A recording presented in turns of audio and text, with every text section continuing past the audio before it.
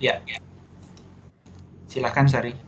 Oke, yang kalau kondisi FDF itu kan yang kedua, yang ketika market value aset kurang lebih sama dengan liabilities, itu kan liabilitasnya kan diubah menjadi ekuitas. Betul. Terus terjadi Reorganisasi ya. Ya, terus saya masih belum nangkep nih Pak, apa untungnya buat kreditor ketika reorganisasi ini kan tidak menghasilkan cash flow buat mereka gitu istilahnya. Oke. Kan lebih cepat cash flow-nya kalau dilikuidasi saja kan pasti balik gitu ya uangnya ke mereka. Kalau misalnya mereka harus mengubah liabilitas menjadi ekuitas, berarti kan harus jual sahamnya, menjual utangnya menjadi saham tuh gimana Pak prosesnya itu kan ada proses lagi, ada proses pergantian direksi dan sebagainya, dan itu belum tentu bayar utang juga gitu Pak, yang saya belum nangkep gitu Pak. Itu sih yang pertama sih. Ya, sebentar ya, satu-satu kita dulu. Yang pertama adalah reorganisasi. Pertanyaannya tadi, kenapa mereka repot-repot mengkonversi dari utang menjadi saham, ya? Iya, Nah, oke. Nomor satu, dasar dari semua restrukturisasi, teori dasar dari restrukturisasi adalah keputusan untuk melakukan restrukturisasi apa yang dilakukan dan keputusan apa yang dibuat itu tergantung dari market value aset, market value dari perusahaan. Oke, itu dasarnya. Kalau saya sebutkan market value, itu artinya asumsinya adalah going concern. Artinya perusahaan itu diasumsikan akan beroperasi di masa yang akan datang. Beroperasi normal ya. Sehingga kalau dia beroperasi normal, maka free cash flow-nya atau perusahaan bisa menghasilkan cash flow yang akan diterima oleh pemegang saham dan digunakan untuk melunasi kewajibannya di masa yang akan datang. Itu asumsi going concern. Asumsi going concern itu yang paling penting. Nah, kemudian market value akan dibandingkan dengan liquidation value.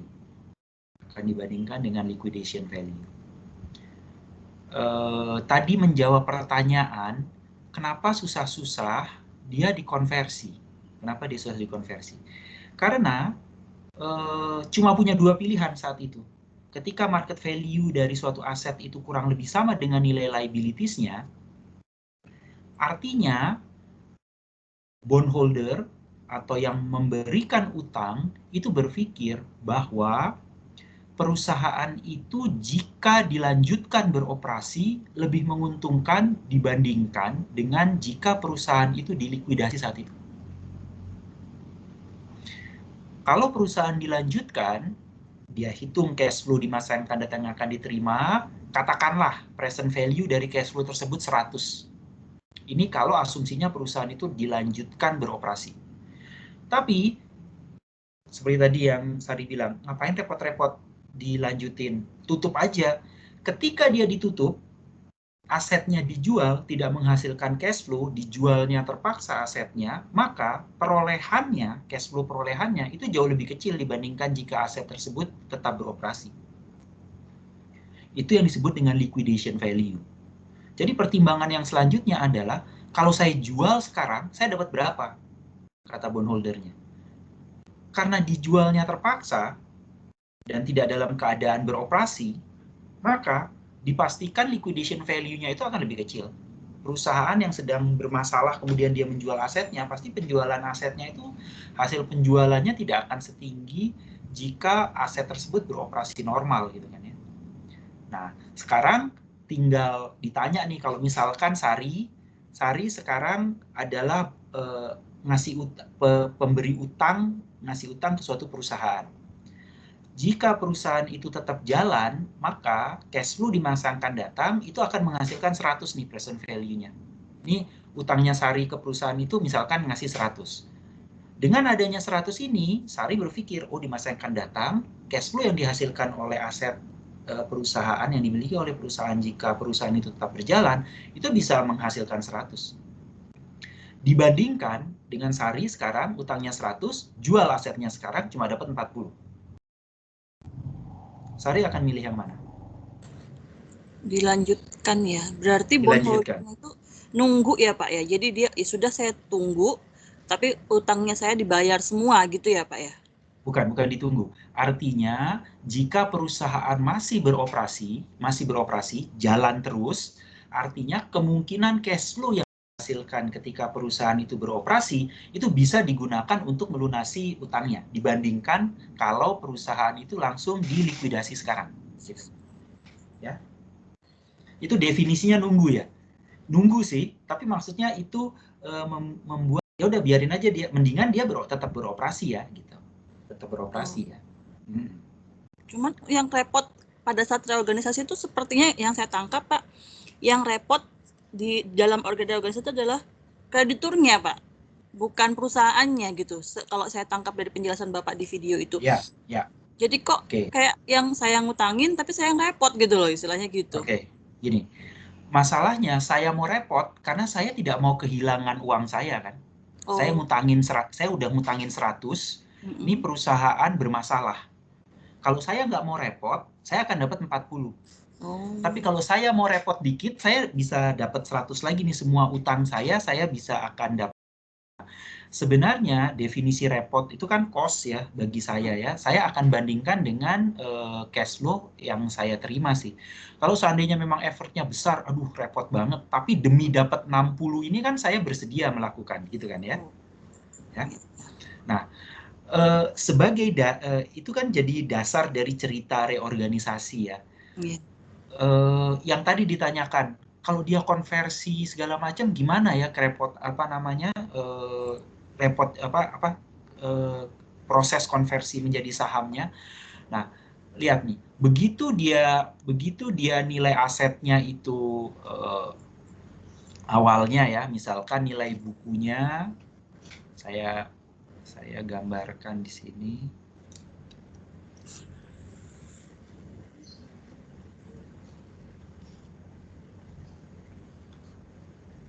Ini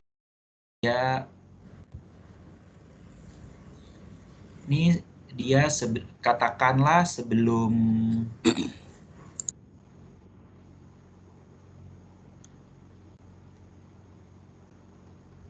ini sebelum restrukturisasi nih. Ini before. Ini setelah. Tapi setelahnya pada saat dia bermasalah. Dihitung ulang, ternyata ini kan nilai buku nih atau book value. Sekarang kita lihat market value-nya berapa, gitu kan ya. Misal market value-nya aset dihitung ulang ternyata nilainya cuma 100. Utang kan 100 nih. Itulah pemegang bondholdernya. Kalau dilikuidasi, maka yang 100 ini bisa dapat 40. Ini yang disebut dengan liquidation value. Nilai kalau dia likuidasi. Daripada saya cuma dapat 40, saya lanjutin. Artinya perusahaan itu biarin aja dia terus dengan harapan cash flow yang dihasilkan bisa digunakan untuk melunasi atau membayar kewajibannya, gitu kan ya. Tapi begitu dia melakukan reorganisasi, artinya perusahaan tersebut berada di bawah kendali pemberi utang. Pemegang saham tidak lagi punya hak kepemilikan atas perusahaan tersebut. Kalau reorganisasi disetujui ya.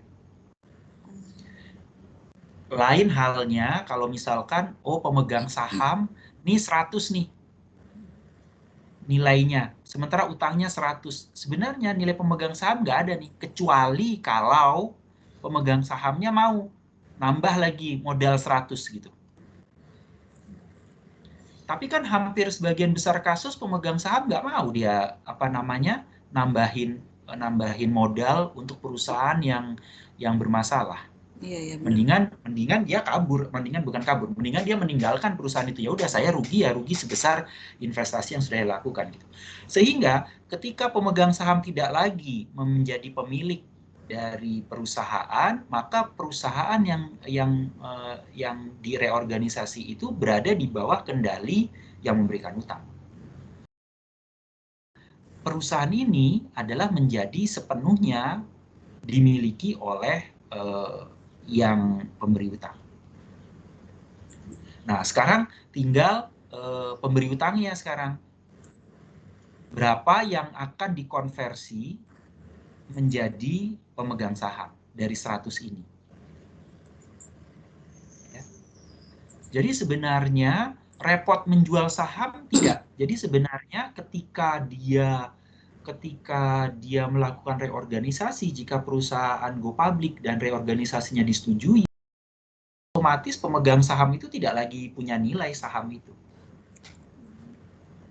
Dan saham baru yang dikeluarkan oleh perusahaan itu menjadi milik dari pemegang saham, menjadi pemilik dari pemberi utang.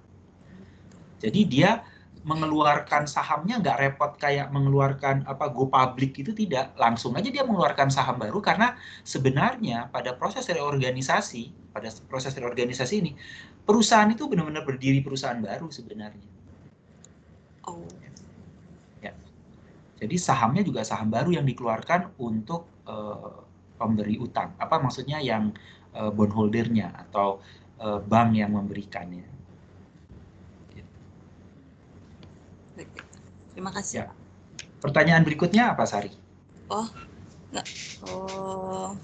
Tapi sebelum pertanyaan berikutnya, coba kita lihat contoh yang di buku ya. Ya. Contoh yang di buku yang tentang reorganisasi.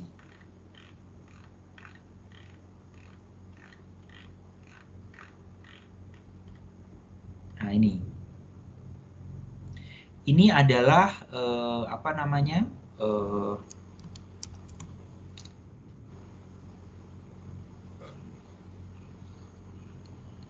contoh dari reorganisasi. Jadi chapter 11, kalau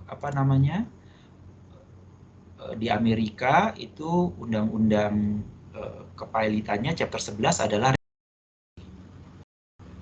sebentar, supaya lebih mudah untuk mencoret.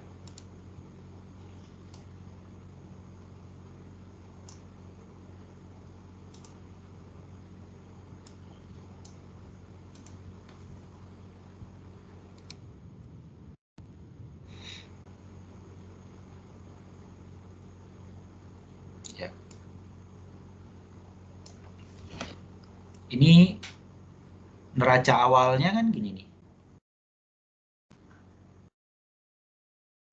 3 juta asetnya. Liabilities-nya terdiri dari 1,5 plus 2,5. Kemudian equity-nya minus 1. Ini adalah mortgage 1,5, subordinate 2,5. Equity-nya minus 1, nilai bukunya ya.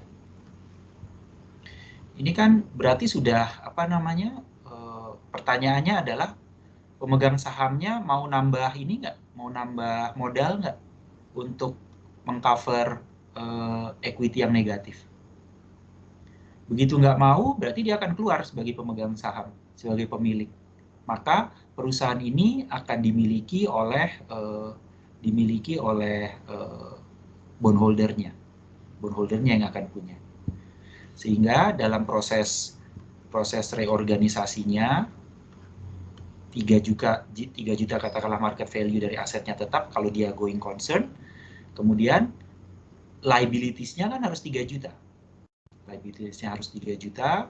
Awalnya dia 3 juta, kemudian terbagi nih. Kalau mortgage 1,5 dia tetap, ya ceritanya. Nih ya. Yang mortgage 1,5 tetap sebagai utang, hanya diubah. Jadi yang 1,5 ini saya ya.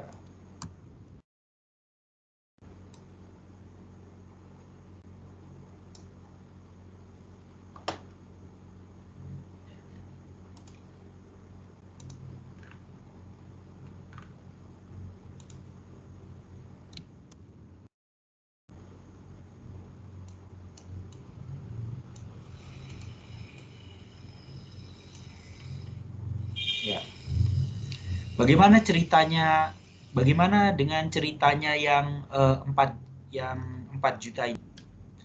Ini kan sudah jelas, ini dia nggak mau. Oke, keluar dia sebagai pemilik ya. Bagaimana dengan yang 1,5 dan 2,5? Itu kenapa reorganisasi itu perlu diskusi itu antara perlu duduk dan mengambil keputusan dari yang pemberi utang.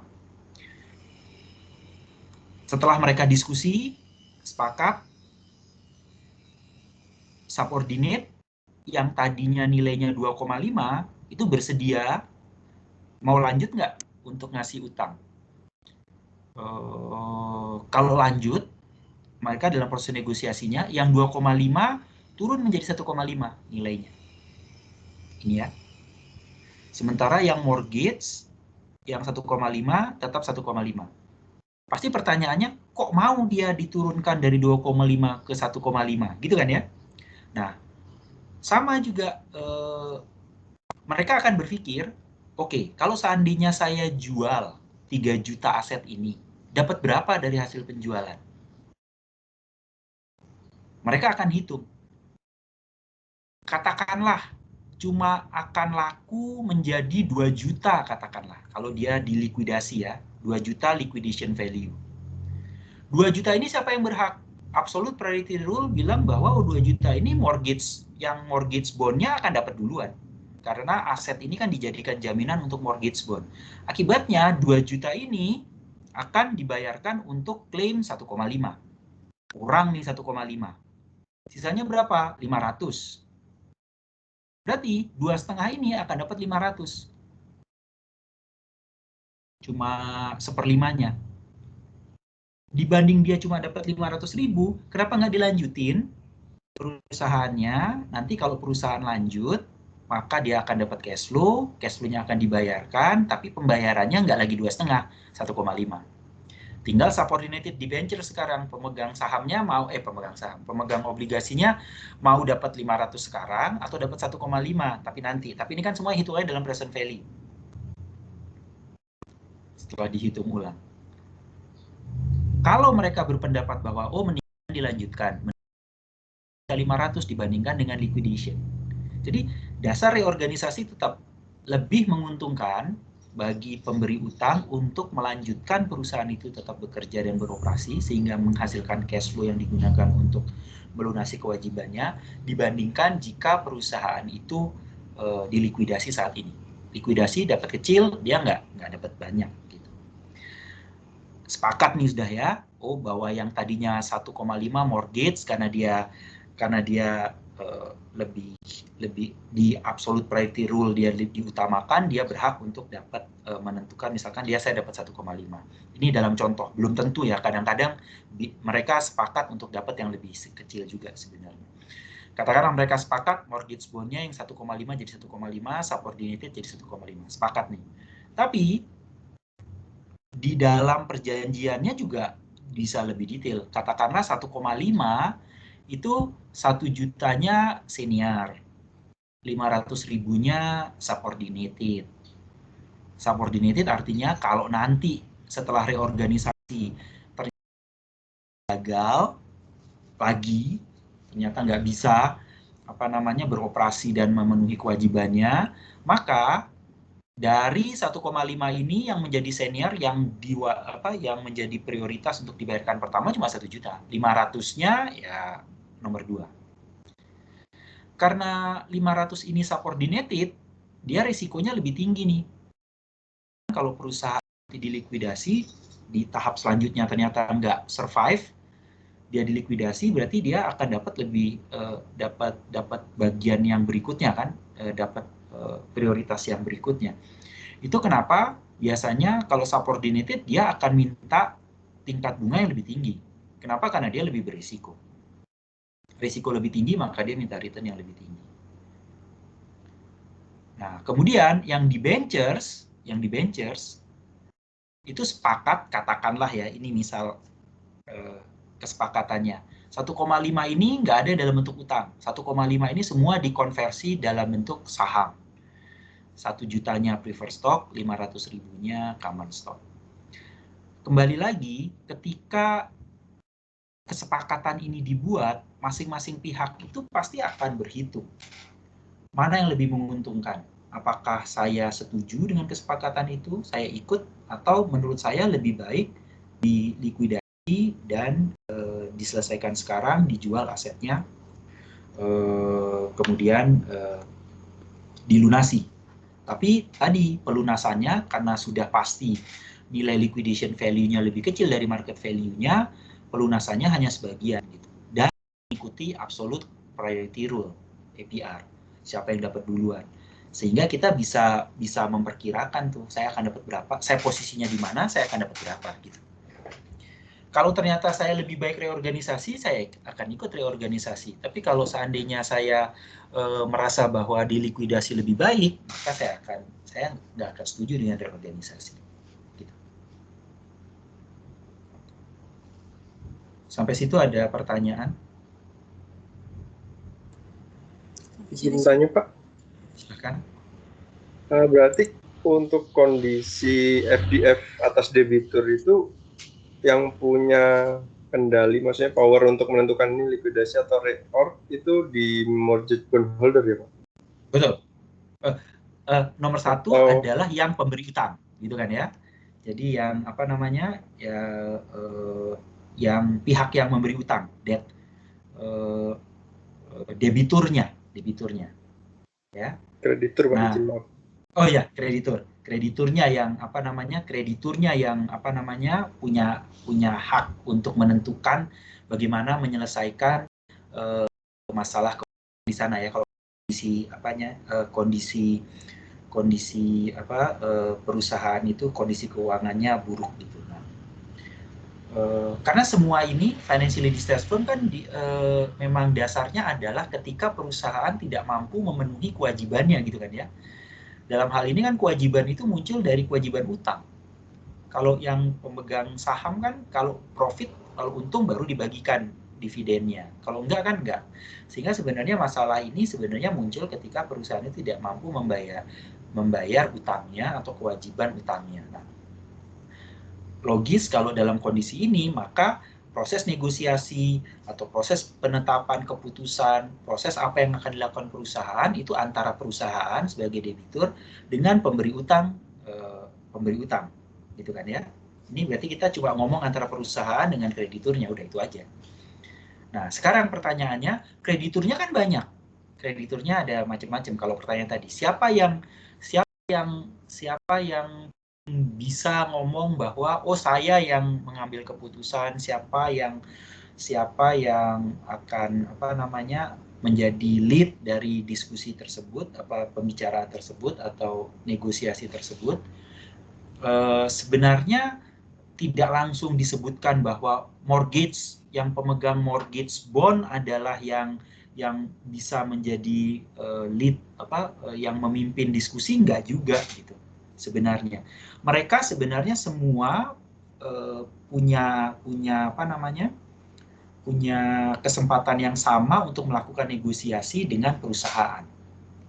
Hanya masalahnya kalau dia mortgage bond, apalagi dia mortgage dan senior, maka sebenarnya dia punya prioritas yang lebih tinggi dibandingkan dengan kreditur lain gitu kan ya. Karena kalau dalam kondisi dia ngomong likuidasi gitu kan ya, atau sepakatnya likuidasi, maka dia adalah pihak yang pertama dibayarkan.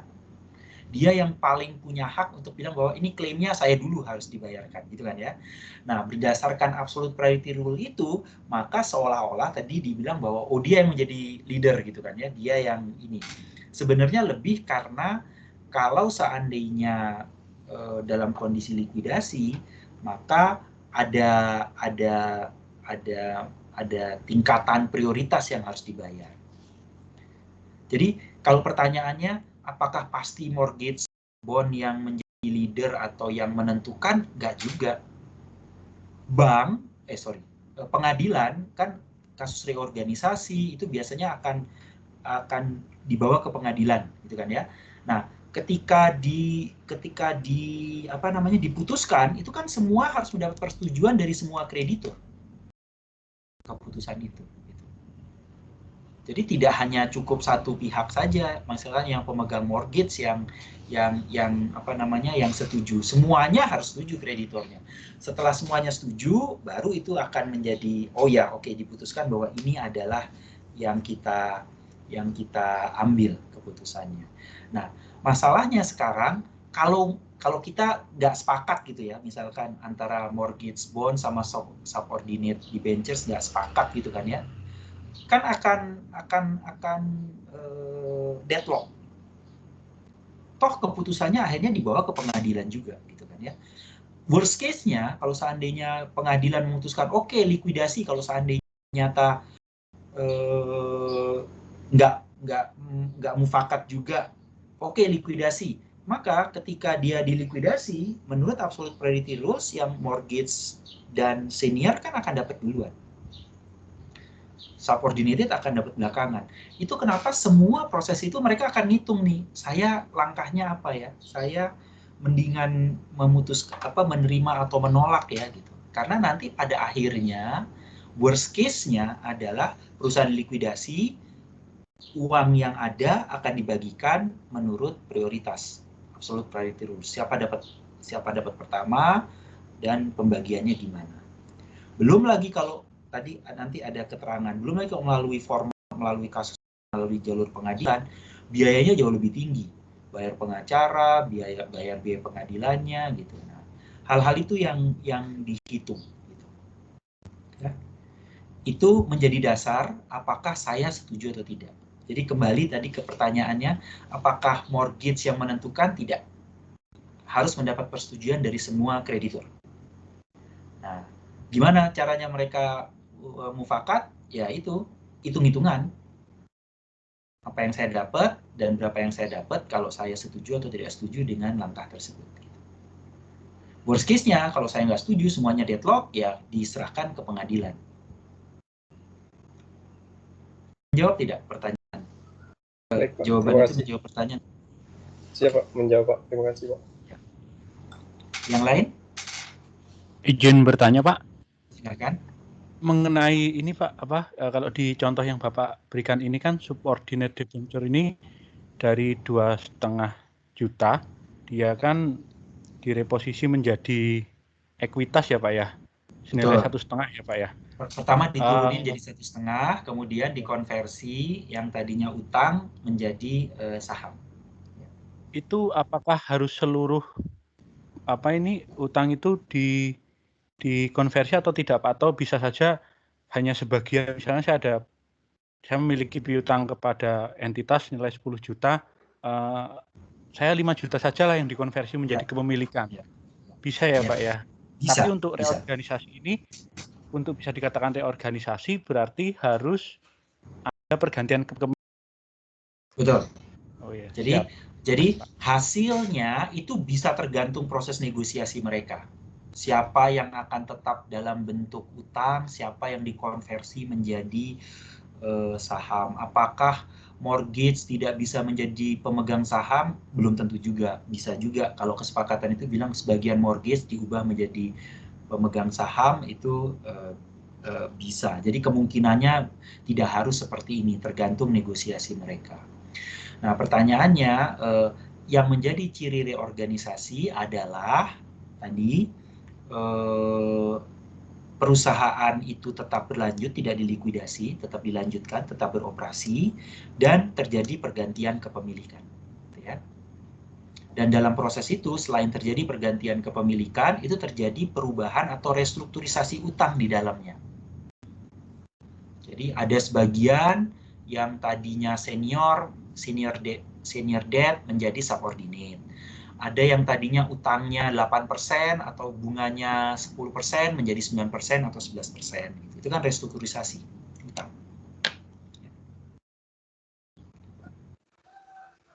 Baik, terima kasih Pak Wasis. Izin bertanya lagi, Pak. Silakan. Ini sebenarnya mungkin pertanyaannya lebih basic lagi, Pak. Untuk istilahnya menganalisa solvensi itu, kita kan seperti apa ya? Membandingkan jumlah aset dan liabilities ya, Pak ya, di sini. Betul. Nah, ini terbatas current non current atau ya semuanya saja tidak dibedakan, Pak? Semuanya ya, Pak ya. Semuanya. Oke Pak, Itu terima kasih terus. Ya. itu kenapa juga kalau dalam kasus likuidasi ada beberapa yang misalkan prepaid gitu, itu sudah nggak dihitung lagi, karena kalau pada saat perusahaan bermasalah dan ketika kita hitung-hitungan market value dan liquidation value, kita kan ngitung berapa yang bisa jadi cash gitu kan dari dari aset yang kita miliki gitu kan ya. Berarti yang dibandingin market value-nya ya Pak ya, antara aset Market dan value-nya. liabilities-nya. Betul. Market value-nya, antara market value aset dengan liabilities-nya. Nah, yang disebut market value ini kan berarti kita bicara cash flow ya, kalau kita bicara market value ya. Tidak semua book value, tidak semua catatan aset di sisi menurut akuntansi itu ada market value-nya. Seperti tadi contohnya prepaid gitu misalkan. Prepaid itu kan sudah dibayar gitu ya misalkan ya. Itu apakah yang sudah dibayar itu bisa nanti kita manfaatkan atau menjadi cash flow di masa yang akan datang? Belum tentu. Belum tentu. Gitu misalkan. Berapa sih intangible asset yang bisa kita dapatkan cash flow dari intangible asset tersebut gitu ya. Kalau misalkan dalam kasus liquidation ya. Kalau kasus reorganisasi mungkin masih ada paten gitu misalkan yang masih bisa dimanfaatkan untuk beroperasi gitu masih mungkin. Tapi itu yang harus kita harus hati-hati melihat bahwa ketika kita menghitung market value dan liquidation value, belum tentu semua aset tersebut punya market value, belum tentu semua nilai aset tersebut punya liquidation value. Tapi kalau pertanyaannya apakah semua dihitung? Semua dihitung. Mulai dari cash sampai intangible-nya, other, itu semuanya dihitung, dilihat satu-satu. Ya. Jadi tidak hanya terbatas pada current sama non-current. Ya. Gitu. Baik, terima kasih Pak Wasis. Ya. Sama-sama. Yang lain? Nah, Pak, nyambung terkait neraca nih Pak, saya masih agak kurang terkait book value. Kalau saya lihat, ya mohon maaf kalau koreksi Pak kalau salah. Kan untuk neraca kan lebih cenderung ke fair value Pak sekarang, di mana ya mungkin aset PPE bisa dinilai berdasarkan valuasian, terus ada impairment juga. Otomatis kan mendekati fair value-nya pada akhirnya. Seperti, nah ketika kita bicara fair value kan mungkin udah mendekati market value apabila ada marketnya di situ. Nah, angkanya kan nggak akan beda jauh gitu, gimana Pak? Oke. Ya. Untuk menjawab itu, saya ingin kita langsung mengambil contoh kasus saja ya. Contoh kasus. Supaya kalian bisa memutuskan sendiri dan menjawab sendiri. Apakah perbedaan antara book value dan fair value menggunakan standar akuntansi itu bisa dibilang dekat, gitu ya. Saya menggunakan data publik yang saya ambil dari Yahoo, ya, Yahoo Finance. Di dalamnya saya ketik di search itu Telkom lah katakan. Ini yang saya gunakan, contoh yang paling saya sering gunakan, saya gunakan untuk S1, saya gunakan juga di kelas saya. Saya pakai Telkom sekarang. Saya gunakan Telkom, ini data publiknya. Ya, yang disebut market value, kalau kita melihat equity ya, market value equity itu saya dapat dengan mengalihkan harga per lembar saham dengan jumlah saham yang beredar, gitu ya, atau disebut juga dengan market cap, ya, market capitalization di sini istilahnya. Market capitalization adalah harga per lembar saham V yang kalau kita sebut kemarin ya pada waktu melakukan merger acquisition. Ini adalah berapa value Telkom equity-nya itu sama dengan market cap-nya. Harga per lembar saham dikali dengan jumlah saham beredar. Di sini market cap Telkom 302 triliun. Ini ya, data ini ya.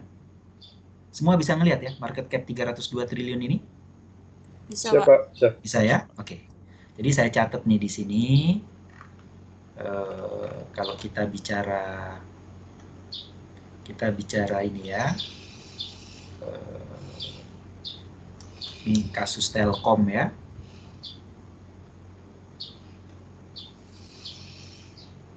Ini TLKM.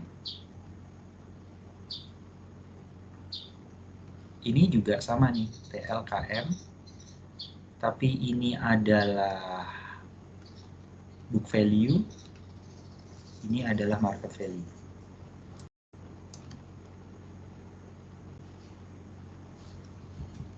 Oke, sebentar.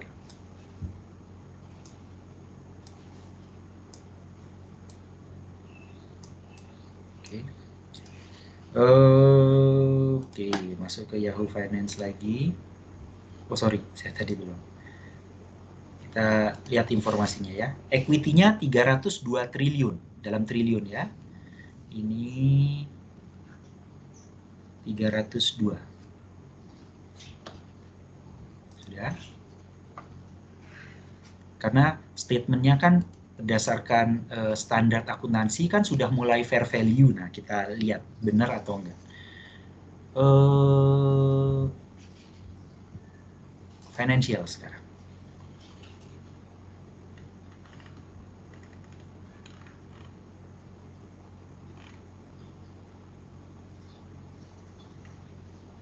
Financialnya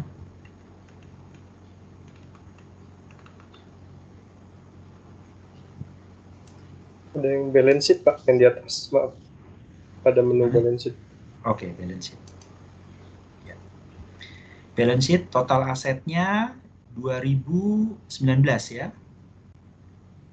235 triliun.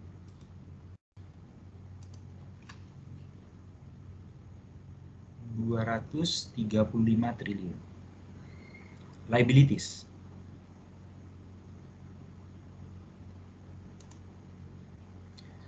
Total liabilities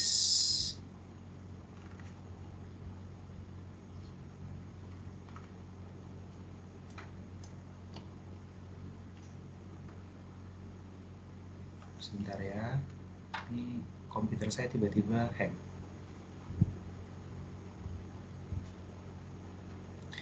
Total liabilities-nya 117,8, 118 lah, 118, 117. 118 dan 117. 118 dan 117. Sebenarnya market value dari liabilities itu adalah cash flow dari liabilities yang dibayarkan di masa yang akan datang, di present value-kan dengan tingkat bunga atau yield yang berlaku sekarang gitu kan ya. Jadi bisa lebih tinggi, bisa lebih rendah nilainya. Misal diasumsikan nilai utangnya sama, market value dengan book value, which is berbeda ya, tapi karena untuk mensimplifikasi, misalkan kita anggap sama dulu deh, 118. Telkom berarti nilai market value-nya untuk liabilities plus equity adalah 420.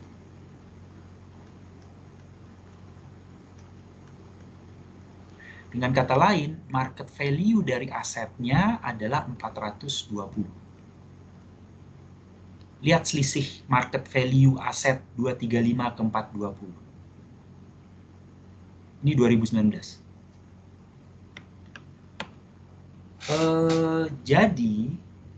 Jadi berdasarkan data ini, kalau dibilang nilainya dekat itu tidak. Ya. Dan apakah dengan perubahan standar akan makin mendekati? Menurut saya tidak. Menurut saya tidak. Kenapa?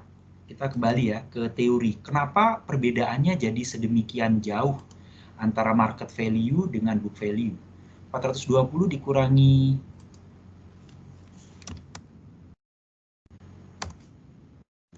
235 berapa ya? 185, Pak. 185 ya. Perbedaannya 185 triliun market value-nya. Kenapa bisa ada perbedaan sampai 185 triliun dan itu hampir 50%-nya berbeda, 235 ke 420. Coba lihat di sini sekarang. Dasar dari market value yang kalian pelajari, berapa nilai perusahaan?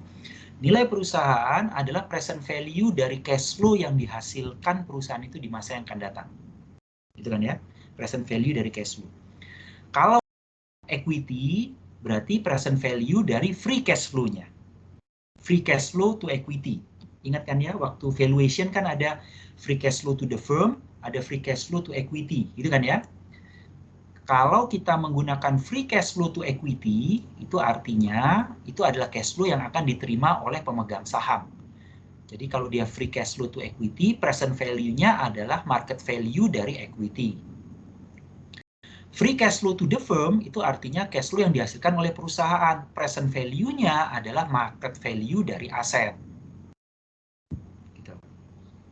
Nah, sekarang sedekat-dekatnya nilai aset menggunakan PSAK yang baru itu hanya menghitung aset produktif, aset yang digunakan untuk memproduksi. Telkom itu berarti aset yang dimiliki. Sementara cash flow yang dihasilkan oleh aset tersebut tidak hanya berasal dari aset. Saya punya mesin. Mesin itu kalau menurut PSAK, hitung nilai fair value-nya berapa. Bisa dihitung fair value-nya. Gitu kan ya? Kalau misalkan dengan nilai jual, itu adalah nilai dari aset. Tapi masalahnya, kalau kita bicara cash flow yang dihasilkan oleh mesin tersebut, kita nggak hanya bicara aset tersebut, kita bicara sumber daya manusia. Sumber daya manusia yang mengoperasikan mesin tersebut. Mesin bisa sama, market value mesin bisa sama, tapi present value cash flow yang dihasilkan mesin tersebut bisa beda jika orang yang mengoperasikan beda. Kalau menurut saya, kelemahan utama dari laporan keuangan, bukan kelemahan utama ya, maksudnya kenapa bisa hasilnya beda banget. Faktor yang paling besar adalah laporan keuangan tidak memasukkan unsur sumber daya manusia ke dalam perhitungan fair value-nya. Ketika itu miss, budaya kerjanya, struktur organisasi, cara mereka bekerja, efisiensinya, skill dari manusia, skill dari pegawainya, skill dari karyawannya, budaya dari karyawannya, etos kerja, efisiensi, segala macam itu kan tergabung jadi satu tuh. Itu yang membedakan perusahaan A punya mesin A, perusahaan B punya mesin A, mesinnya sama, tapi nilai perusahaannya bisa beda. Market value-nya ya. Kenapa? Karena cash flow di masa yang akan datang berbeda antara perusahaan A dengan perusahaan B. Itu artinya kembali ke kasus Telkom, 235 adalah fair value dari aset yang dimiliki Telkom. Tapi belum mencerminkan cash flow yang bisa di-generate dari aset yang 235 ini. Aset 235 ini, kalau dia mendekati fair value, misalkan dengan standar yang baru, itu cash flow yang di-generate jauh lebih besar dibandingkan dengan nilai sekarang. Ada tambahan human resources, menghasilkan produk itu bisa dijual, menghasilkan revenue, jika di present value kan cash flow-nya dapatlah 420 ini.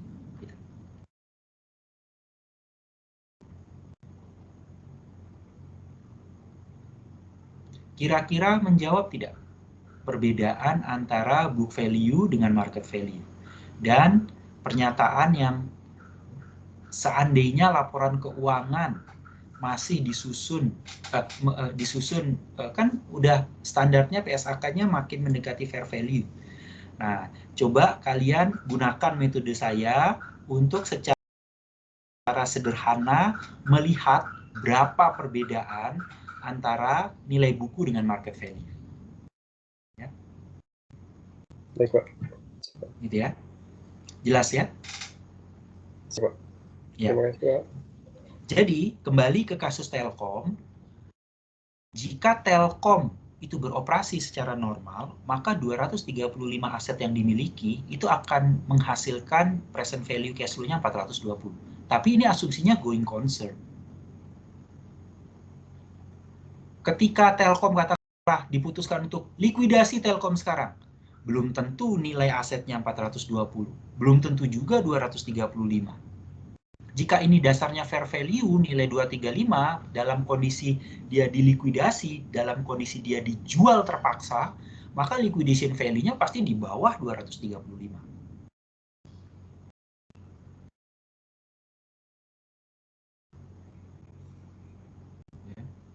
Itu yang kalian pelajari di capital structure seharusnya.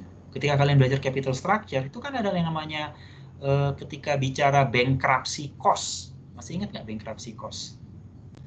Yang setelah belajar Modigliani Miller, maka belajar bankruptcy cost kan ya. Katakanlah 235 ini bisa terjual dengan harga 100 misalkan. Yang tadinya 235, aset yang tadinya 235 terjual menjadi 100.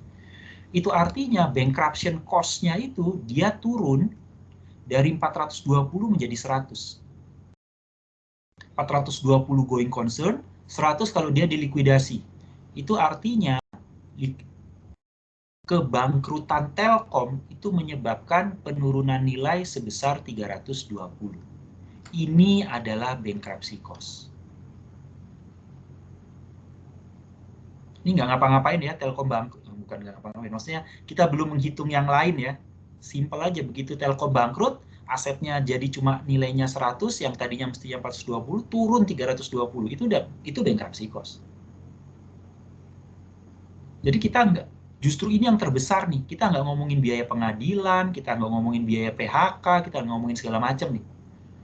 Yang jelas-jelas aja, ini sudah drop. Belum lagi kalau 100 ini dipakai untuk PHK karyawan, untuk pesangon karyawan berapa, legalnya berapa, ini jauh lebih besar jadinya. Ya.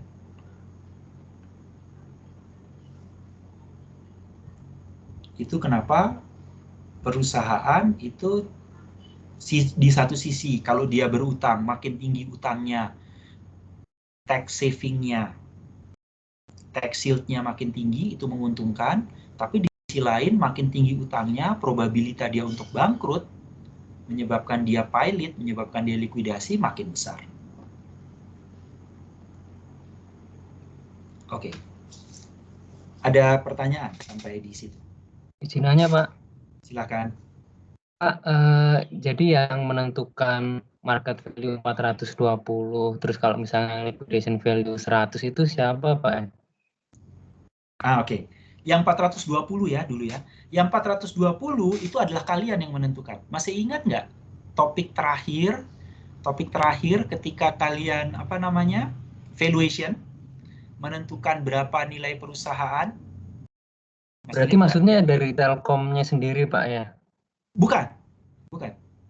Ini ya, saya ulang lagi step tadi ya. 420 dapat dari mana? 420 ini adalah balancing dari liabilities dan equity, gitu kan ya. Liabilities dapat dari mana? Tadi nilai utang perusahaan. Nilai utang perusahaan kan 118 nih dibilang di laporan keuangan 2019 akhir nih, 117,8, 118 ya. Itu nilai utangnya. Kemudian nilai equity-nya berapa? Yang market menentukan. Ini investor yang beli saham Telkom itu menentukan harga saham Telkom per lembarnya adalah 3.050 per lembar. Sementara yang beredar, berapa yang beredar di sini ya? Nih,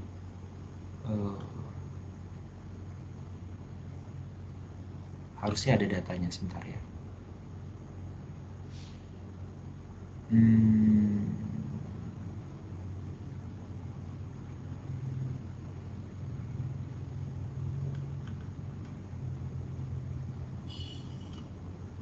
Beda ya, sebentar. Saya cari dulu ya.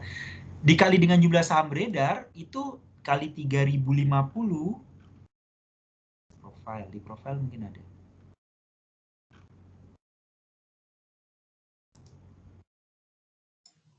Di sini 1.170.000 waktu pertama kali IPO, Pak. Enggak, yang sekarang? Yang sekarang. Berapa jumlah saham beredar sekarang itu ada di mana ya data itu ya?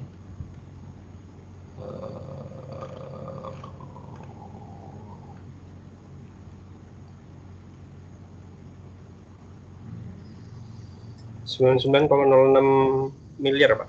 Current share outstanding. Itu di mana? Current share outstanding itu di mana? Saya lihat dari Stockbit sih, Pak. Oh ya. Jadi bisa dicari infonya berapa lembar saham yang beredar dikali dengan 3050, dapatlah market cap ini. 302, iya, Pak. 302. Nah, pertanyaannya sekarang, bagaimana caranya pemegang saham menentukan 302? Coba kalian ingat ketika kalian sebelum UTS, pelajaran terakhir yang bicara valuation. Kan ada metode yang namanya free cash flow to the firm.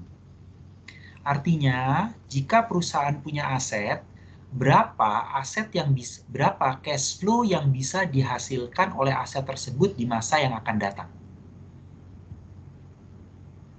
Kan asumsinya dia akan beroperasi sampai periode yang tak hingga. Dihitung nih cash flow-nya, kemudian di present value-kan. Present value ini dapatlah market value dari aset. Dalam hal ini, kalau kita menghitung cash flow yang dihasilkan oleh perusahaan, masih ingat ya metodenya? Ini free cash flow to the firm. Saya refresh dengan ini nih. Timken. Nih, bagaimana menghitung free cash flow to the firm dari Timken? EBIT, kurangi pajaknya, capex, depreciation, net working capital, di present value kan, dapatlah value dari Timken. Nah, value itu adalah value dari market value dari aset Timken artinya. Kembali ke sini, kalau kita present value kan, itu dapatlah market value dari Telkom. Ini yang nilainya 420.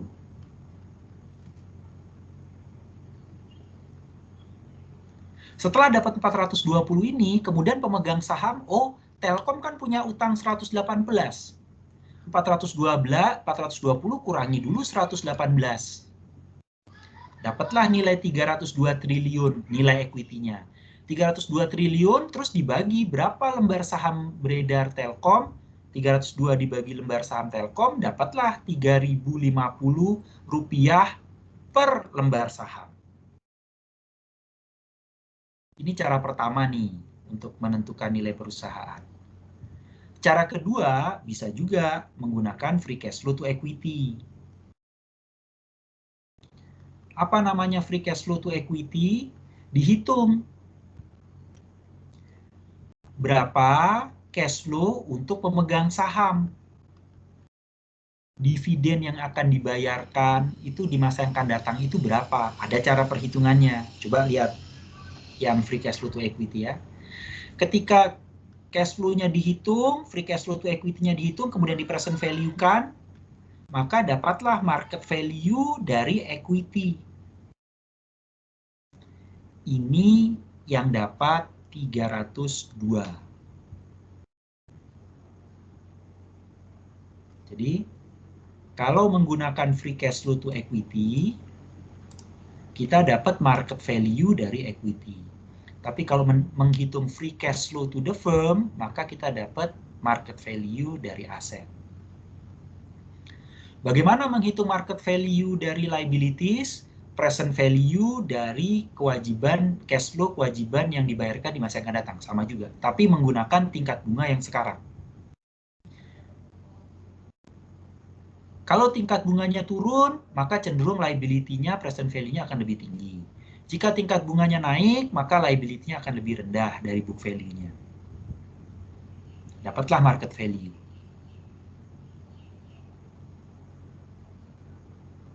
Sudah mulai ingat?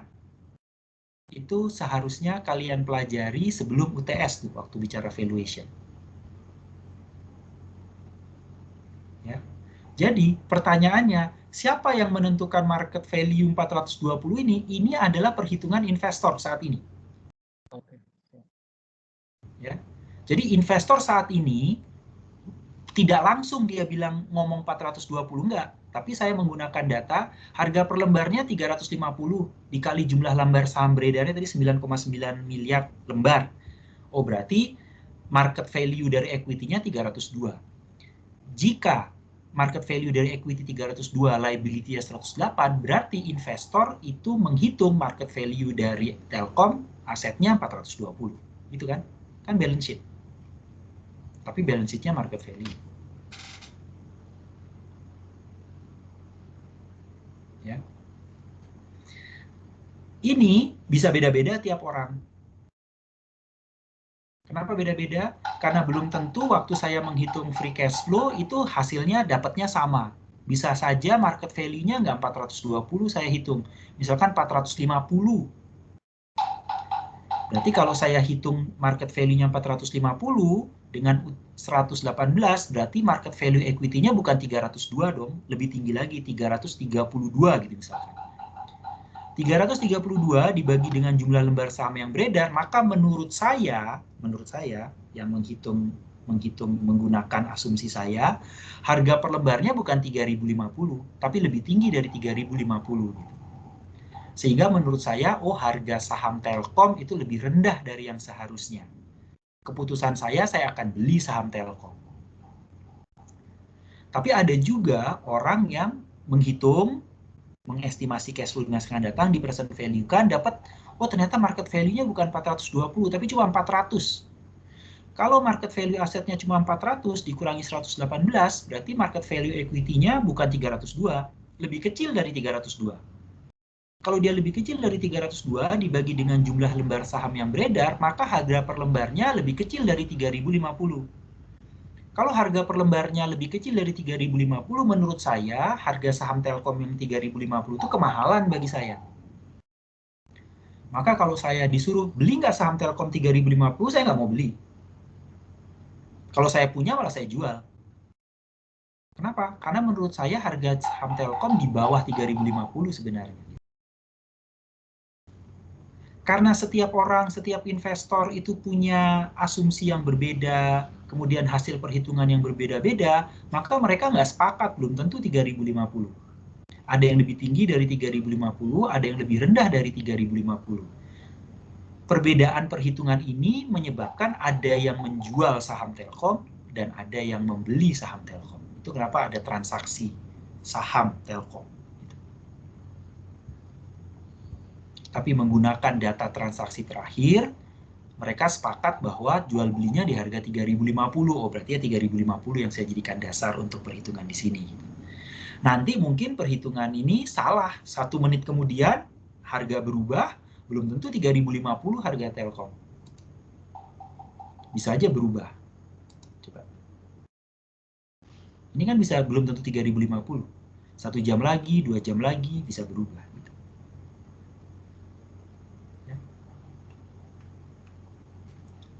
Ada pertanyaan? Baik Pak, terima kasih Pak. Untuk kemudian Pak, yang angka 100 itu Pak, apakah pengadilan yang menentukan atau apa? Oh, oke. Liquidation value ya. Liquidation value itu bukan pengadilan yang memutuskan. Liquidation value itu adalah nilai estimasi kalau kita menjual atau melikuidasi Telkom atau aset Telkom saat ini. Ini sebenarnya harga estimasi juga sebenarnya. Nah, macam-macam. Kalau seandainya di pengadilan, kalau nggak salah nanti akan ada trustee. Trustee itu apa? Wali amanat ya, yang ditunjuk oleh pengadilan untuk melikuidasi atau menjual aset Telkom yang 235 ini ya. Semacam kurator ya, Pak? Kurator. Kalau trust itu wali amanat, jadi ada orang-orang yang ditunjuk oleh pengadilan untuk take care untuk melakukan penjualan, melakukan lelang, penjualan dari aset-aset perusahaan yang dilikuidasi.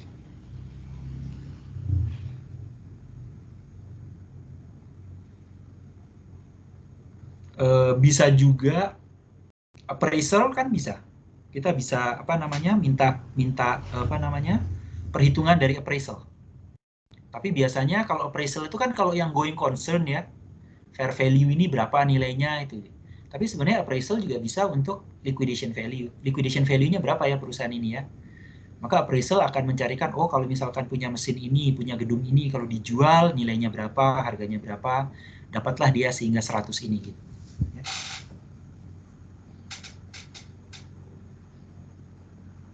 Menjawab pertanyaan 100 itu dari mana?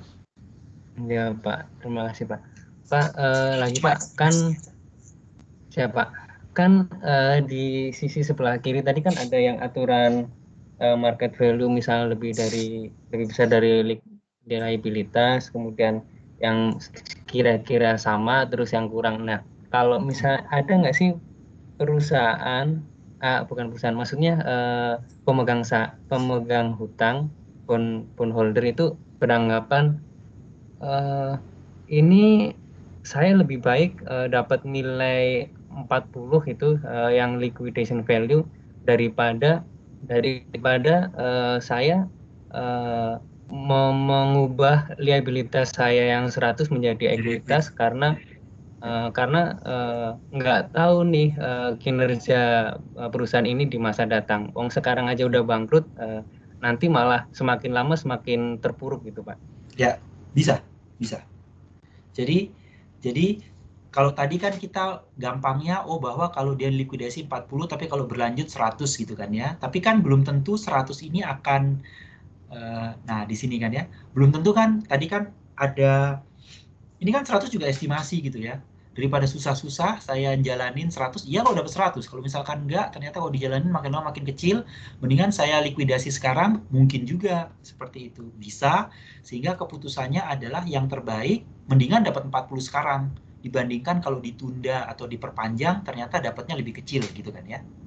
Iya. Ya. Tapi saya ingin yang kalian pahami adalah ketika mengambil keputusan, apakah perusahaan itu lanjut beroperasi atau dilikuidasi, itu sebenarnya perhitungan dasarnya adalah berapa cash flow yang saya dapatkan. Ya. Sehingga tinggal dihitung nih, apakah cash flow yang saya dapatkan lebih baik kalau perusahaan tetap beroperasi, apakah perusahaan dilikuidasi.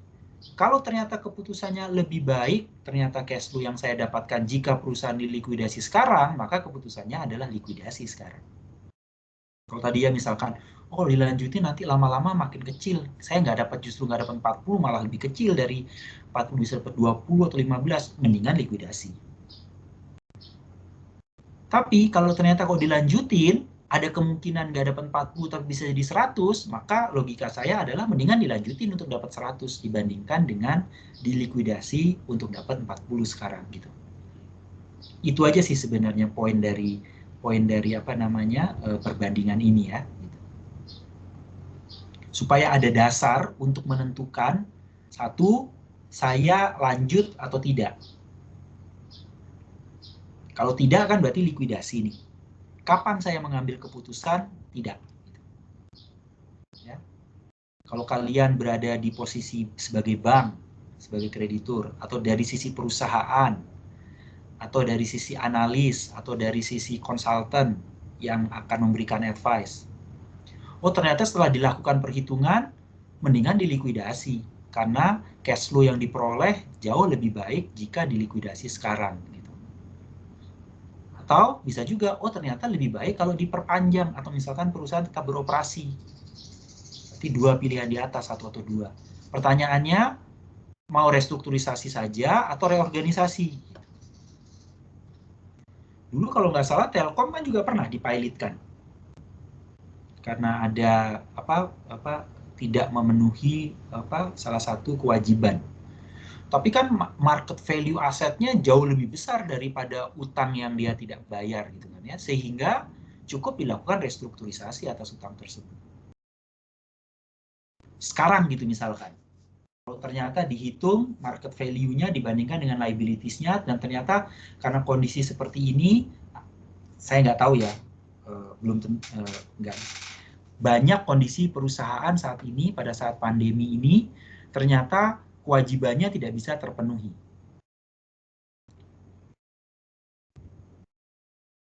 Coba kita lihat sekarang kasusnya. Berapa banyak perusahaan yang dipilotkan dalam kondisi pandemi ini?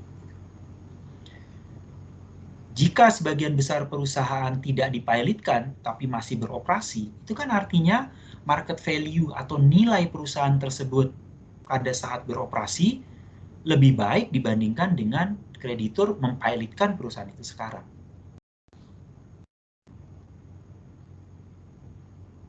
Dan jika market value-nya jauh lebih besar, sebenarnya nggak ada kedekat liabilities-nya, paling mereka melakukan restrukturisasi. Ya udah, pembayarannya ditunda sampai 2 tahun gitu misalkan, atau bunganya dipotong, atau pembayaran bunga tahun ini diundur ke tahun depan. Gitu. Itu restrukturisasi. Sehingga kalau kalian mengamati, kenapa kebanyakan perusahaan direstrukturisasi ya? Oh, berarti dari sisi kreditor jauh lebih menguntungkan jika perusahaan tersebut masih beroperasi dibandingkan dipilotkan sekarang. Termasuk tadi, berarti lebih repot kalau misalkan dipilotkan gitu kan ya. Toh kalau dijual sekarang, siapa yang mau beli? Harga asetnya semua turun, semua kondisi sulit. Bisa-bisa dia nggak dapat 40, cuma dapat 5 atau 3 dalam kondisi sekarang.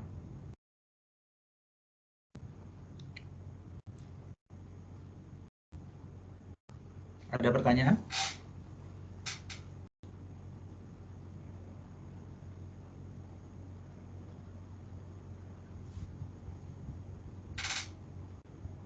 Mau tanya Pak? Silakan. Kalau di buku itu ada contoh yang General Motor. General Motor itu katanya kan nilai asetnya lebih kecil dibanding nilai liability. Gitu. Ya. Jadi itu dia di halaman berapa ya? Financial distress 30.2 kalau nggak salah. 30.2 ya. Oke. Ya. Kalau di buku saya 930. Nah ini kan dia bilangnya penyelesaiannya itu bukan salah satu dari tiga tadi Pak, tapi ada campur tangan US Treasury yang membeli semua IPO-nya. Ya. Nah itu kan, jadi ini kalau dari pelajaran yang kita sudah pelajari, ini masuknya yang mana ya Pak? Penyelesaian financial distress-nya masuknya yang sini nih. Yang tadi sudah saya coret. Ini. Dalam kondisi seperti ini,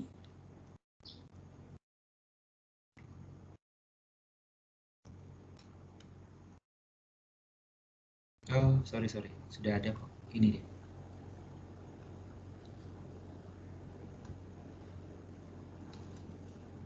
Ini dia.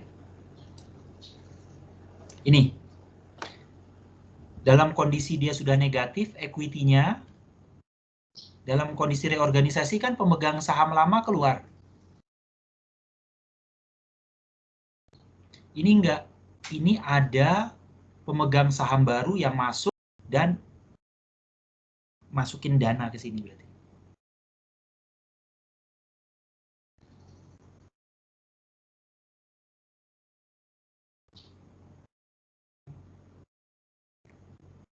Tapi pemilik barunya adalah pemerintah di sini. Bailout itu artinya pemerintah mengakuisisi, dia membeli, dia masukkan dana, tambah cash flow di sini, dia ganti pemiliknya. Pemiliknya nggak lagi yang lama, tapi pemerintah yang masuk. Dalam kasus ini kan berarti, ini saya yang hijau ya, supaya beda ya. Maka ini 1,5, ini 2,5, ini 3. Berarti yang ditambah oleh pemerintah, ini berapa nih? Ini 3, 4 kan ya? 4. Berarti dia tambah 1 kan? Sorry. Dia injek dana plus 1 nih.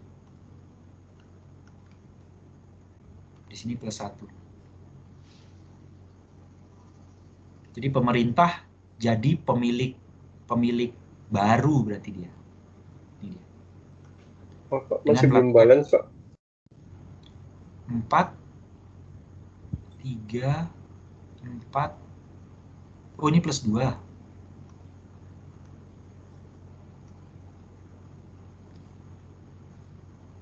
Lima kan sekarang udah? Ya 5 Pak. Ya. Jadi logikanya adalah pemerintah membeli saham yang lama dan jadi pemilik saham baru dengan melakukan injeksi dana baru. Ini namanya prosesnya bailout. Sama juga kayak bank di Indonesia dulu kan, kepemilikannya ganti, kepemilikannya jadi pemilik pemerintah, pemerintah memasukkan dana ke perusahaan. Sebagian dana plus 2 ini bisa dipakai untuk melunasi utang atau beroperasi gitu kan ya. Tergantung kesepakatan waktu bailout itu akan dipakai apa plus 2 ini. Gitu.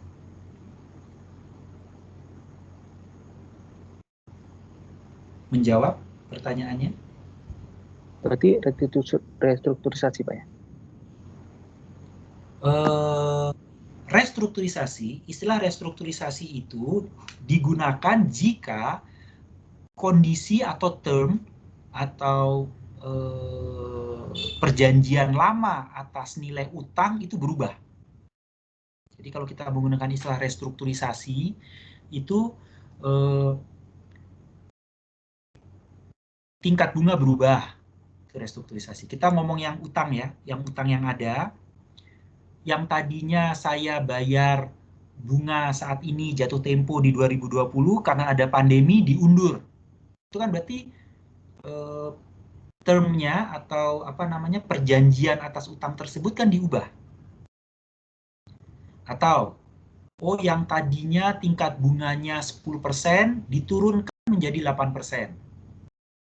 Yang tadinya seharusnya di 2020 dilunasi sebagian, diundur pelunasannya.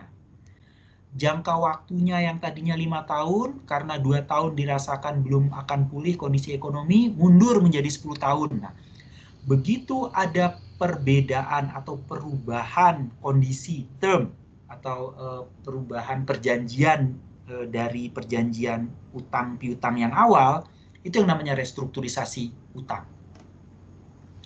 Utangnya direstrukturisasi. Cash flow yang tadinya sudah ditetapkan di awal dengan perjanjian awal, karena ada perjanjian baru, cash flow-nya berubah. Itu yang namanya restrukturisasi. Tadi pertanyaannya, kalau ini kan kasusnya bailout. Bailout itu apa? Bailout oleh pemerintah itu artinya pemerintah menggantikan pemegang saham lama dengan menyuntikkan dana baru. Itu namanya bailout. Kemudian, apakah bailout ini restrukturisasi? Bukan, itu dua hal yang berbeda. Kalau apakah restrukturisasi, harusnya nanya, gini mestinya. 5 sama 2,5, ada perubahan perjanjian kontraknya nggak dari utangnya? Kalau pemerintah bilang bahwa saya mau bailout, tapi ada perjanjian nih, utangnya yang tadinya jatuh tempo 5 tahun, mundur, minta 10 tahun gitu. Itu berarti bailout, ada restrukturisasi. Tapi kalau misalkan perjanjian utangnya nggak ada yang berubah, bunganya nggak ada berubah, pembayarannya, termnya segala macam nggak ada berubah, berarti ini bailout hanya bailout, restrukturisasinya tidak ada gitu. Mengerti maksud saya ya? Jadi antara bailout dan restrukturisasi itu kan dua hal yang berbeda. Kalau kita bilang restrukturisasi itu berarti kita hanya bicara dari apakah ada perubahan perjanjian di utang piutangnya, di kontrak utangnya. Itu restrukturisasi, itu istilah yang dipakai di sini. Gitu. Ya. Makin bingung ya? Atau nggak jelas jadinya? Makin jelas Pak, makasih Pak. Jelas ya, jelas ya. Jadi restrukturisasi dan bailout itu dua hal Jadi kalau kita restrukturisasi itu khusus bahwa ada perubahan di kontrak atau perjanjian utangnya, ya, itu restrukturisasi.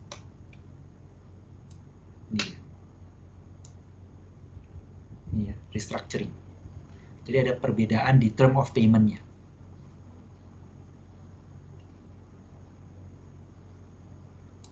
Oke. Ada pertanyaan yang lain?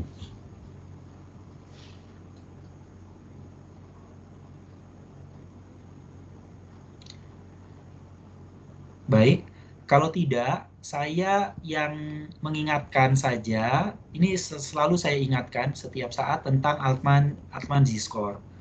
Coba kalian ini lagi, perhatikan lagi, Altman Z-score adalah perhitungan yang harus digunakan dengan penuh kehati-hatian gitu ya.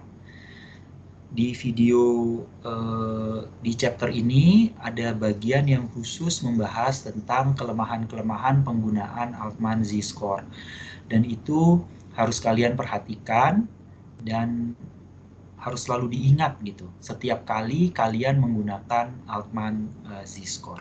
Ya. Untuk Altman Z-score ada pertanyaan atau tidak? Ada, Pak. Silahkan. Konstantanya itu dapat dari mana ya, Pak? Nah, ini kita bicara soal atau bicara yang Altman Z-score ini? Yang di buku, Pak. Yang di buku, yang di buku ya? Sama yang di belakang beda kan, Pak? Oke. Nah, sudah menonton videonya? Sudah, tapi saya nggak ngerti yang Altman Z-score. Oke.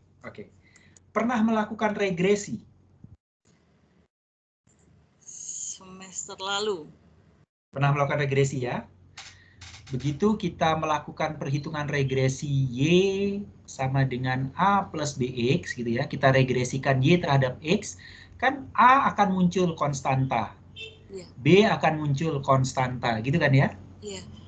Nah, ini Altman Z-score ketika dia memasukkan perusahaan-perusahaan di Amerika, jadi Z itu dia masukkan menggunakan yang namanya binomial, distribusinya namanya distribusi binomial, bukan distribusi normal. Kenapa menggunakan binomial? Karena Y-nya itu distribusinya cuma 0 dan 1. 1 kalau dia perusahaannya survive, 0 kalau dia bangkrut gitu ya. Nah, menggunakan distribusi binomial dia melakukan regresi. Dia masukkanlah Y-nya ini 1 dan 0. X-nya dia masukkan nih semua rasio-rasio penting di laporan keuangan, dia masukkan. Dia regresikanlah, setelah diregresikan, maka dia dapat nih koefisien-koefisiennya 6,56, 3,26, 1,05, 6,72. Gitu ya. Apakah X-nya yang masuk cuma 4? Tidak. 4. Dia bisa masukkan 20, 30, tapi dia hitung setelah dia regresikan ternyata sisanya tidak signifikan. Kan kalian waktu statistik belajar signifikansi kan ya? Ada yang signifikan, ada yang tidak signifikan gitu kan ya? Koefisiennya. Kalau tidak signifikan artinya rasio itu tidak berpengaruh atau tidak menentukan dalam mencari informasi apakah dia akan bangkrut atau tidak gitu. Sehingga yang signifikan hanya 4. Tapi 6,56 ini dari mana? Setelah dimasukkan data-data net working capital per total aset untuk semua perusahaan di Amerika untuk periode tertentu, kemudian diregresikan. Setelah proses regresi, dapatlah 6,56 ini. Sehingga kalau pertanyaannya, dari mana dapat koefisien 6,56? Dari hasil regresi. Bagaimana meregresikannya? Dia ambil ini, rasio-rasio ini dari semua perusahaan di Amerika, dari tahun lama sampai yang baru, baik dia bangkrut atau tidak, dia masukkan ke sini semuanya. Kebayang ya proses regresi itu ya? Iya, satu persatu. Bukan satu persatu.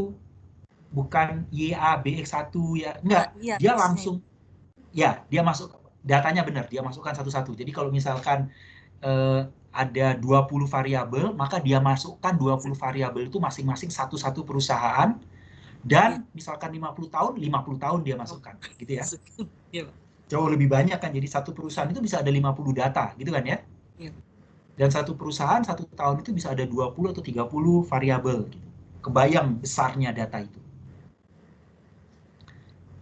Tapi regresinya bukan pakai regresi yang kalian lakukan yang sebelumnya, karena regresi yang kalian lakukan sebelumnya itu menggunakan distribusi normal asumsinya. Nah, ini ada yang beda lagi nih, namanya binomial. Nama cara menghitungnya juga kalau di SPSS-nya itu step-nya beda yang dipakai untuk melakukan regresi. Dapatlah apa namanya? Dapatlah koefisien ini gitu yang signifikan. Jadi itu. Versi Indonesia belum ada ya, Pak? Belum ada. Saya nggak tahu ya, setahu saya sih masih belum ada. Sehingga kalau digunakan yang masuk data perusahaan Indonesia, itu maka nomor 1, variabel yang signifikan belum tentu 4 ini. Ya.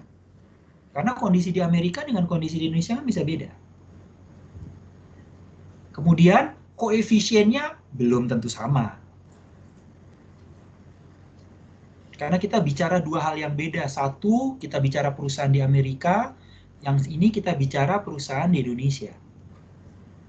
Itu yang menjadi menjadi keberatan utama saya gitu. Kalau seandainya ada Altman Z-score yang dihitung menggunakan data perusahaan di Amerika, terus dipakai untuk memprediksi perusahaan di Indonesia. Enggak pas pasti. Ya.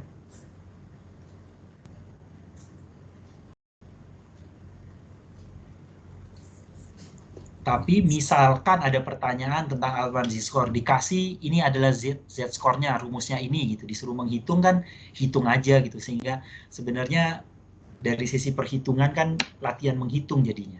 Iya.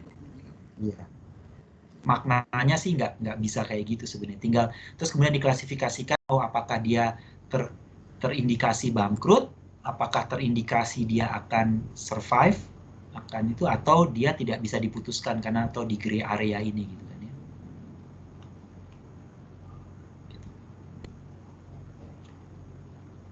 Tapi takutnya kalau kondisinya ternyata oh dia survive.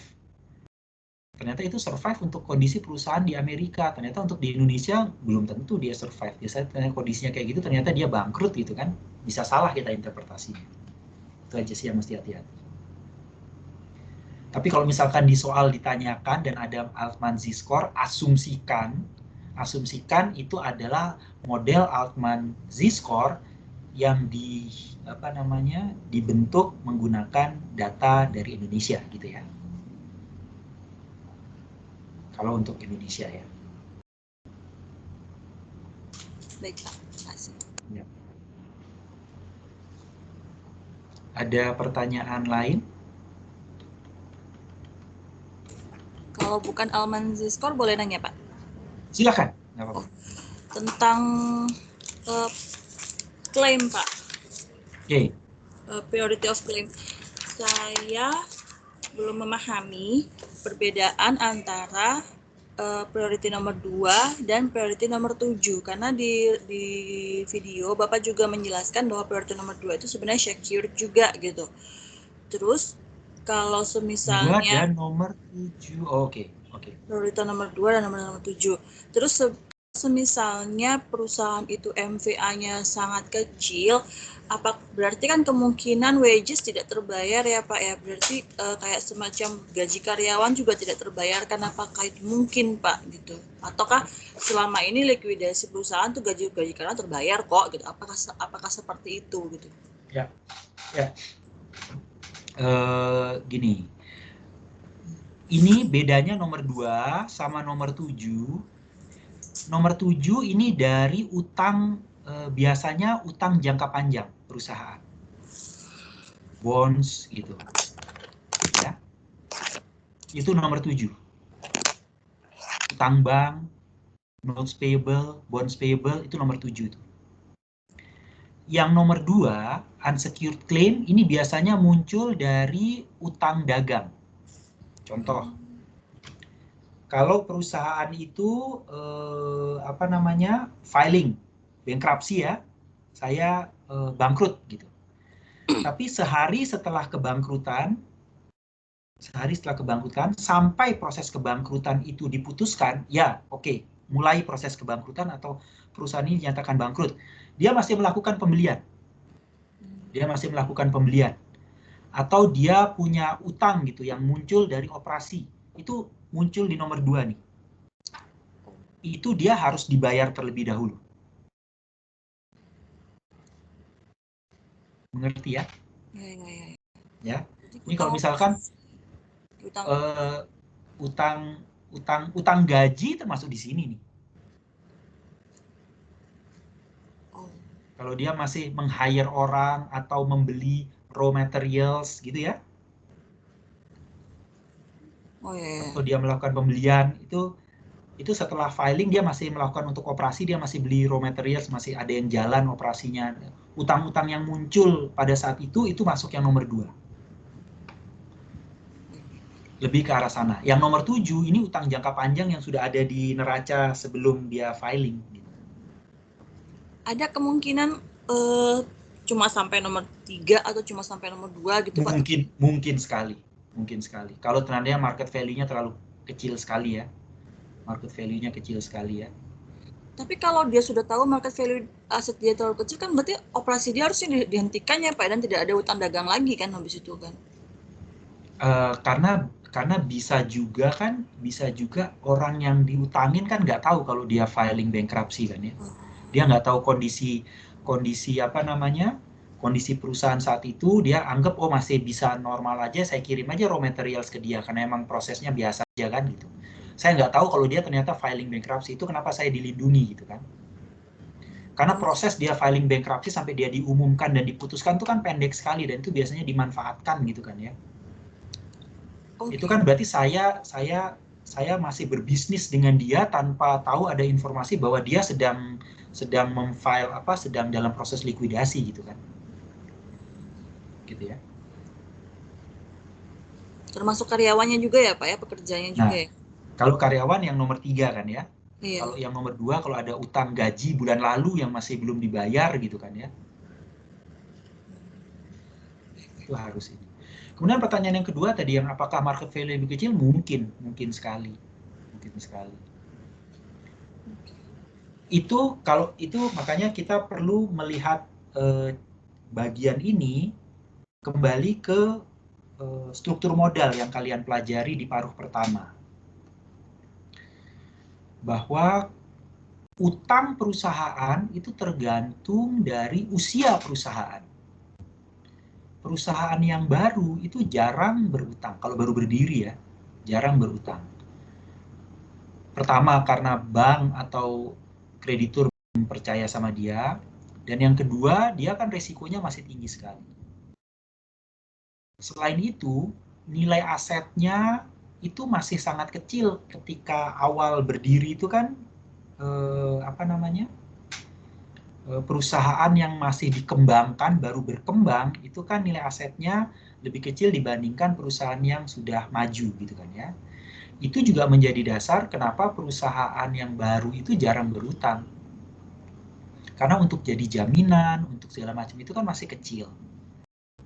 Sehingga nanti dalam kondisi kalau dia tiba-tiba gagal dan likuidasi, apa aset yang dijadikan jaminan atau apa aset yang dijual untuk melunasi kewajibannya gitu kan.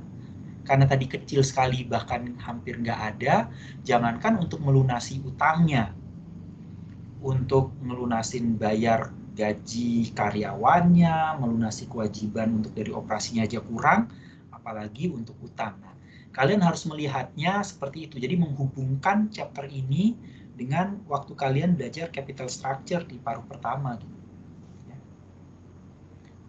Kembali ke pertanyaannya, apakah mungkin dia nggak bisa mampu bayar gaji? Bisa saja. Ada kemungkinan iya. Apalagi kan ada aturan kan ya, kalau pesangon itu berapa kali gitu kan ya, menurut undang-undang ketenaga kerjaan gitu kan ya. Sehingga kemungkinan bisa saja kewajiban untuk memberikan pesangon itu sangat besar dan tidak mampu.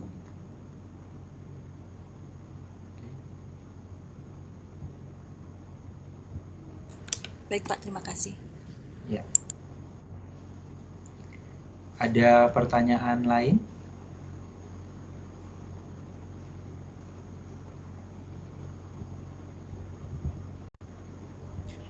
Izin bertanya, Pak. Silakan. Iya. Saya mau menyambung pertanyaan yang Mas Ari tadi, Pak, tentang General Motor. Nah, ya.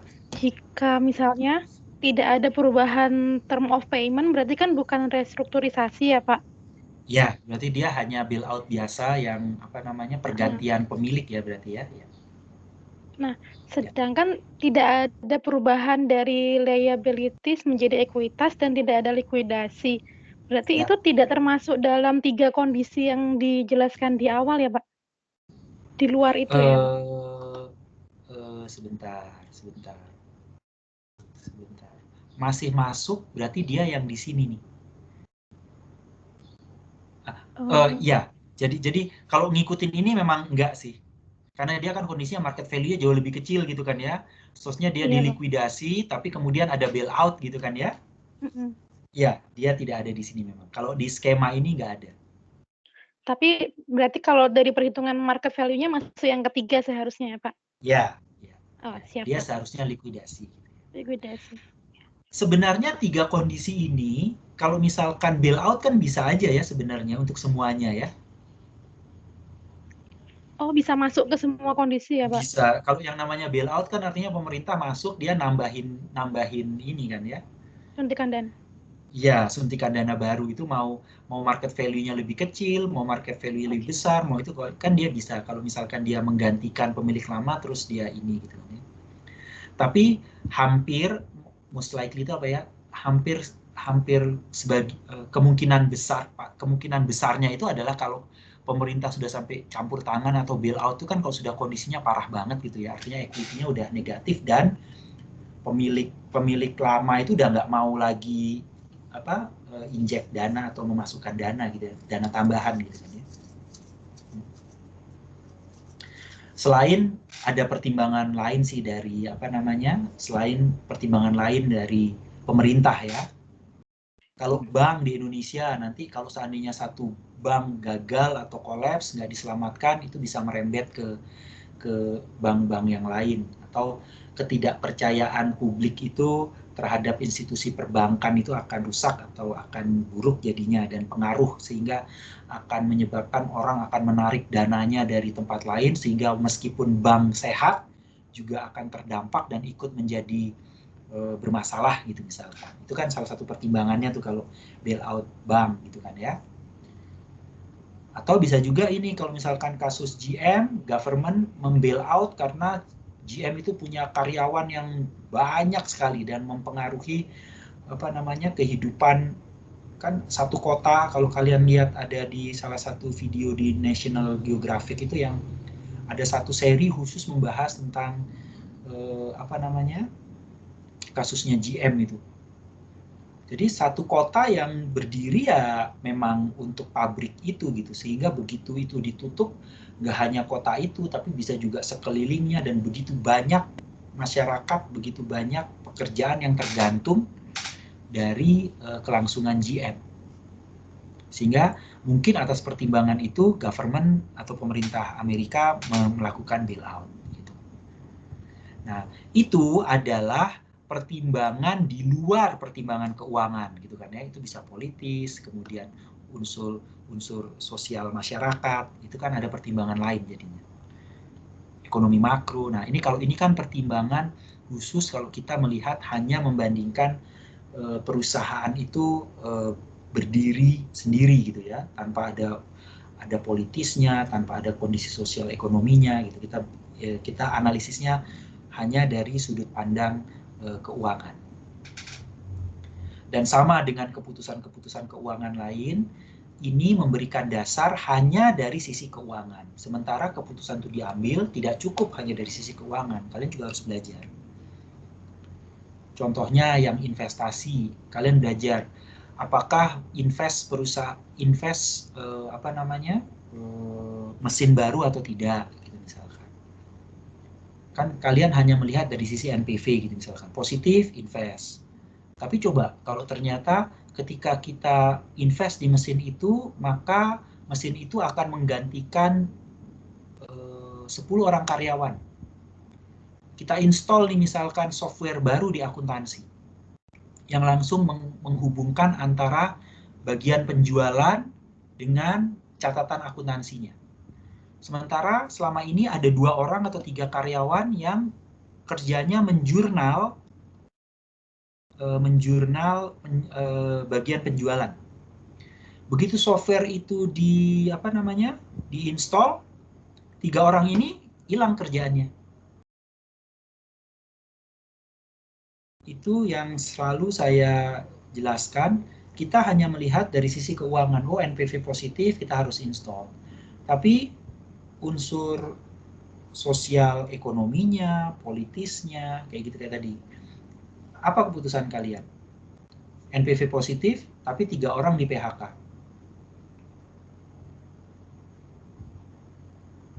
Kalau direktur keuangan enak. Saya lebih milih yang NPV-nya positif, berarti kan saya melakukan penghematan. Coba dia ngomong ke 3 orang itu waktu mem-PHK 3 orang itu. Jadi ada aspek lain yang kalau dalam praktek itu perlu dipertimbangkan, dan itu membuat belum tentu keputusan itu memang keputusan yang optimal dari sisi keuangan gitu, kan ada pertimbangan-pertimbangan lain. Begitu. Baik, Ada Pak. pertanyaan? Terima kasih. Ada pertanyaan lain? Izin Pak meneruskan yang neraca General Motor Pak, maaf. Saya kurang paham terkait bailout atau injek, posisi ekuitas nambah 1, tapi di sisi aset nambah 2 itu praktek konkretnya kayak gimana ya Pak? Kan yang namanya bailout itu kan perusahaan dalam kesulitan keuangan. Dia nggak bisa membayar utangnya, dia nggak bisa melakukan operasinya karena uangnya kurang gitu kan ya. Maka dia perlu tambahan dana. Plus 2 ini adalah tambahan dana dalam bentuk cash yang diinjek oleh pemerintah. Ini kan kondisinya tadi kondisinya ini kan ya. Dia asetnya misalkan nilainya 3, dia punya utang 4. Berarti equity-nya kan minus 1. Dia nggak mampu bayar utang yang jatuh tempo, dia nggak punya uang untuk melakukan operasi gitu kan ya. Dan kreditornya mengancam pilotkan. Kalau dipilotkan berarti asetnya itu dijual. Dijual digunakan untuk melunasi yang 4 ini. Dengan kata lain, PHK seluruh karyawannya di PHK. Perekonomian kota itu jadi lumpuh. Negara bagiannya jadinya yang semua yang berhubungan bisnis dengan GM juga akan hilang. Berdasarkan pertimbangan itu, government, saya mau selamatkan GM nih. Apa yang dia lakukan? Dia akan lihat berapa uang yang diperlukan untuk beroperasi sampai dengan kondisi normal lah katakan. Oh, proses perbaikan dari GM ini, kesulitan keuangan ini memerlukan waktu 2 tahun gitu misalkan. Dalam 2 tahun dia perlu biaya untuk operasi. Dia perlu melunasi uangnya sebagian untuk utang yang jatuh tempo, pembayaran bunga yang jatuh tempo. Berapa kebutuhannya? Misalkan dia perlu 2, oke, berarti government akan injek 2 nih. Masuk dong transfer dari pemerintah, nih ada 2 dana. Prakteknya sih nggak langsung 2 kan bisa bertahap, tapi katakanlah langsung 2 gitu kan ya. Nah, ketika pemerintah bilang bahwa diperlukan 2, pemerintah mestinya nanya nih seharusnya step pertamanya ke pemegang saham lama. Mau nggak dia nambahin 2 ke sini? Tambahan 2 ini dianggap sebagai penyertaan modal tambahan. Jika ada pemegang saham lama yang saya punya nih 2, saya tambahkan 2 sehingga saya tetap memiliki, saya akan catat plus 2 sehingga kepemilikan saya yang baru adalah plus 1 di sini. Tapi dalam kondisi yang pemegang saham lama, oh saya nggak mau, saya udah nggak punya uang,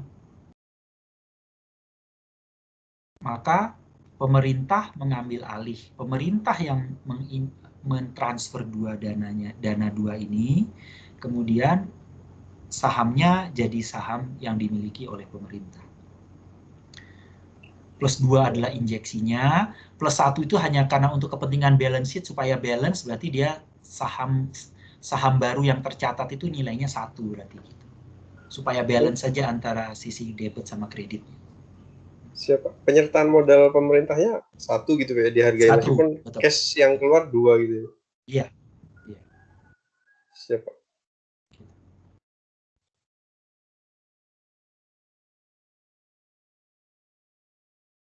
Satu ini nilai di bukunya kan ya. Tapi dia kepemilikannya 100% kan ya jadinya ya. Betul. Iya.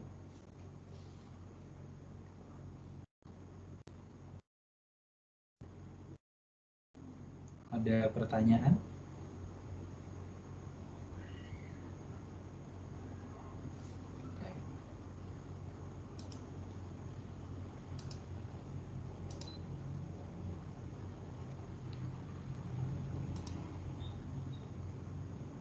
Kalau tidak ada, saya akan akhiri rekamannya.